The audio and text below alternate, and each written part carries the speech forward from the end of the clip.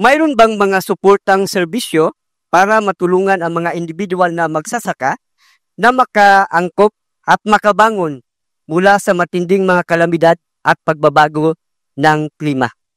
Yan po. Maraming salamat po.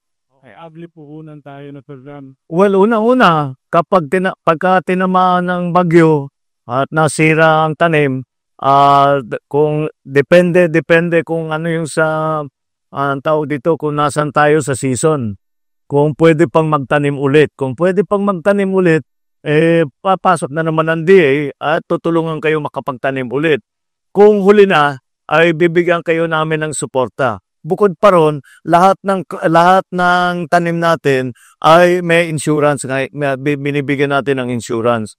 So, hindi kagaya nung dati na kasi yung iba na mamahalan by province ginagawa noon eh. At siyempre hindi kayang makover lahat. Ngunit since ang DA na ang gumagawa ay mas malaki na ang pwedeng insurance cover. Kaya pinalawak natin ang coverage ng ating mga insurance. Bukod po, kaya na nga, pero pagka talagang nasira na yung planting season at hindi na makabawi, ay magbibigay kami ng subsidy para makatawid lang hanggang sa susunod na planting season. Yun ang aming iba't ibang ginagawa para sa bagyo. Sa awa ng Diyos,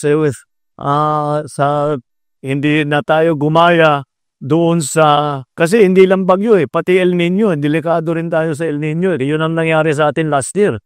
9 months tayo dito sa Pilipinas na walang ulan. Kaya ang daming nasirang tanim.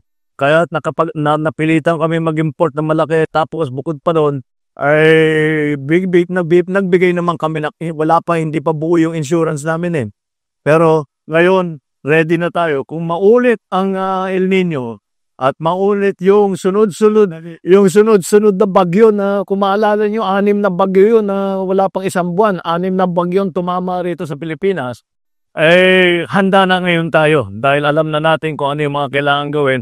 Nailagay na natin ang mga iba't ibang sistema sa DA, sa NFA at hanggang sa local level ay handa na tayo. Alam na namin yung aming kailangan gawin. Inayos na namin ang sistema para hindi naman masyadong mahirapan ang mga farmer natin.